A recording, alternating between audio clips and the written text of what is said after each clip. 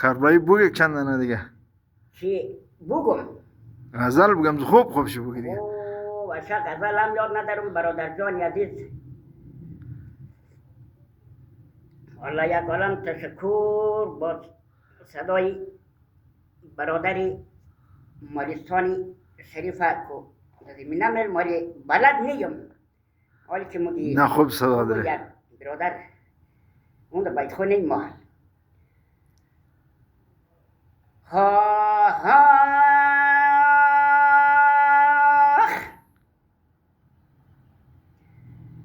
بیتا یک وحدت کنی و بیرارو بیتا یک وحدت کنی و بیتا یک وحدت کنی وحدت دل سجا کنی بیتا یک وحدت کنی وحدت دل سجا کنی یلغو چگه پل کنی دل های خویت جا کل کنی آتیش خشم گل کنی یلغو چگه پل کنی اولاد یک بابای ما یک وطن و جای ما اولاد یک بابای ما یک وطن و جای ما تا زنده در دنیای ما بیراری خود قبول کنی تا زنده در دنیای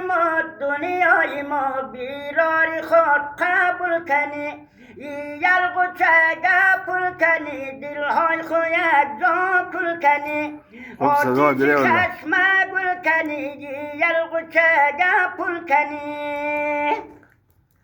سنی دوطن با هم شوی یک جان و تن